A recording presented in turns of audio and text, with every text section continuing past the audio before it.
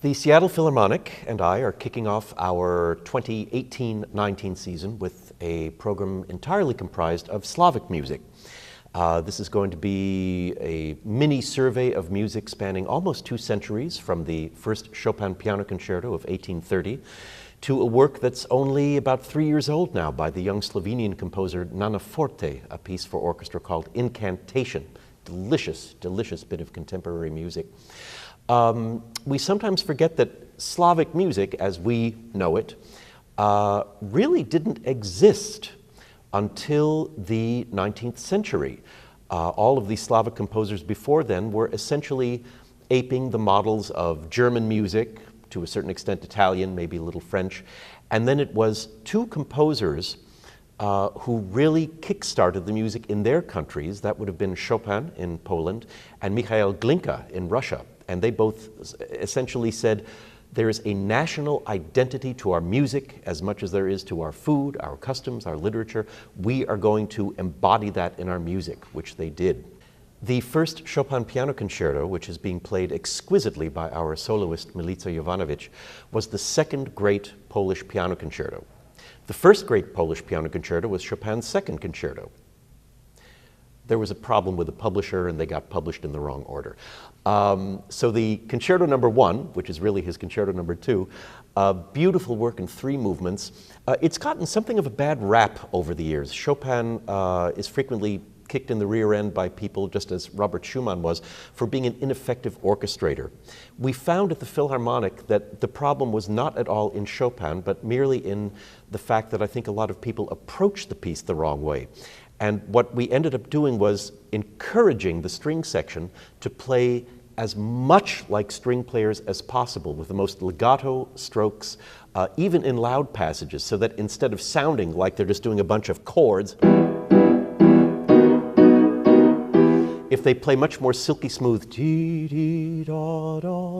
except for the strings who have the melody at that point, the orchestration is actually incredibly effective. It's not technicolor in the way that a Ravel or a Stravinsky would be, but a perfect complement to the goings-on in the piano. So give Chopin a break, okay?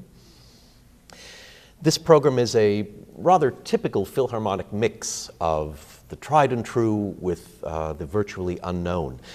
In the first category, we have 2 of the staples of the symphonic repertoire, the aforementioned Chopin concerto and the Moldau of Bedřich Smetana.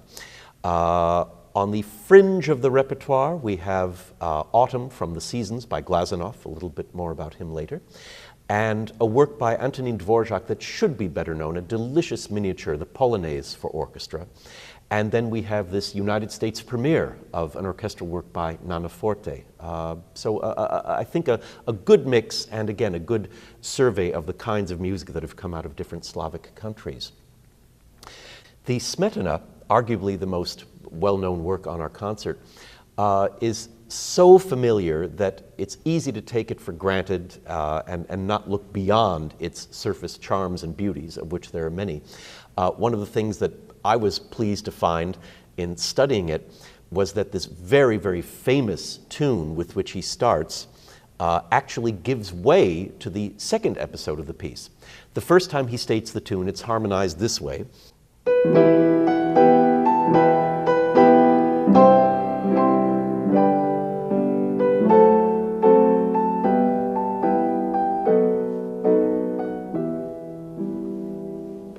But the second time he brings it in, he starts in the major and then puts a little harmonic twist in based on what we've become familiar with up to that point.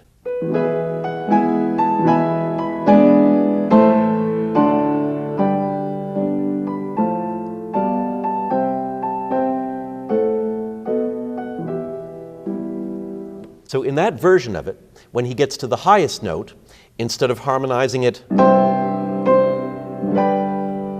he harmonizes it like this. So listen to those 3 chords, A minor, D7, G major. In the very next episode, where he apparently is visiting a peasant wedding, it kicks off with this.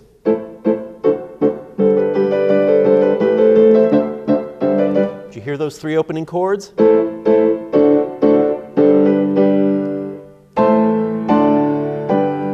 he's tipping off the peasant wedding as he's introducing the idea of the Moldau River. I wanted to talk just a little bit about Alexander Glazunov and his ballet, The Seasons. This was a work that was composed in 1899, had its premiere in 1900, and so I think it legitimately has a claim to be the major Russian ballet score between the three great ones by Tchaikovsky, Swan Lake, Sleeping Beauty, The Nutcracker, and the three major ballet scores that Stravinsky would start writing in 1910, Firebird, Petrushka, Rite of Spring. This is a piece that a lot of people know, even though they don't know they know it. Once you start playing them the main theme of the part that we're doing, the autumn section, they go, oh yeah, that one. So even though it's not the most pianistic thing in the world, forgive me in advance, I'll give you a little preview of the main theme that a lot of concert goers and radio listeners know.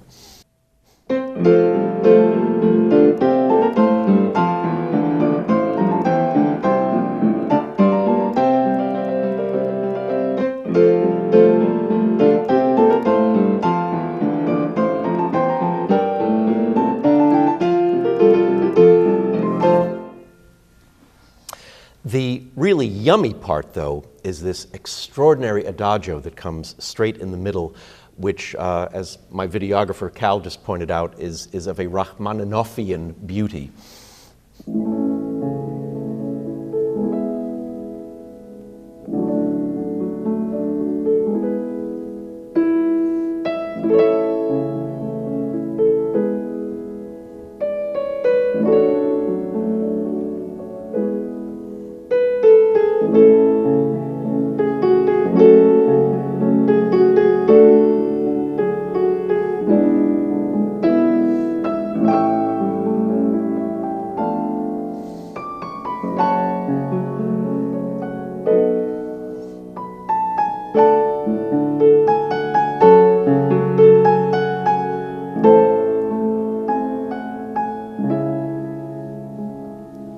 And so on. You'll have to come and explore all the rest of its delights in person. I couldn't resist sharing just a little bit of anecdotal information about Glazunov.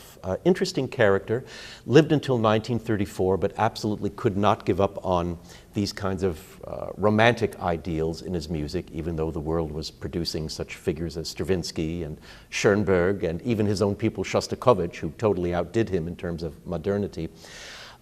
He was apparently a brilliant musician. His ear and his memory were said to have been on a par with Mozart's. And in fact, this ear of his led some of his colleagues to frequently use him in apparently what was one of the great pranks amongst the St. Petersburg Conservatory faculty. I read about this and I'm sort of fleshing it out based on what I've read, but the gist of it is this. Occasionally, a composer from a distant land, Germany, France, Italy, would come to visit the St. Petersburg Conservatory as a lecturer, as a guest composer to work with some of the students. And so they would apparently entice the visiting composer to come to, say, Rimsky-Korsakov's apartment. And everybody would be there, all of these august professors, except for Glazunov himself. And they would welcome the guest, and have tea and cakes, and eventually say, so what are you working on now? And the visiting composer might say, oh, I'm working on my newest symphony. Oh, would you mind playing it for us? No, of course not. Any composer likes a chance to play her or his new music. So the composer would sit at the piano and play a bunch of excerpts from the piece that they were working on, not knowing that Glazunov was in the next room listening very attentively.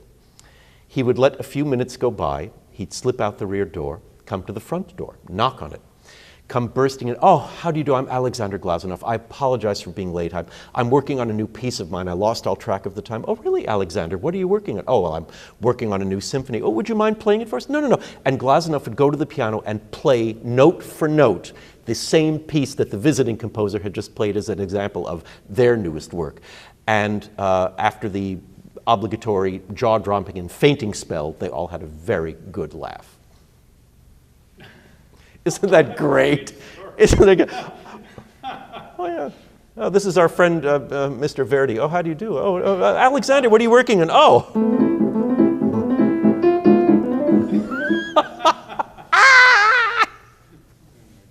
And that's it for me.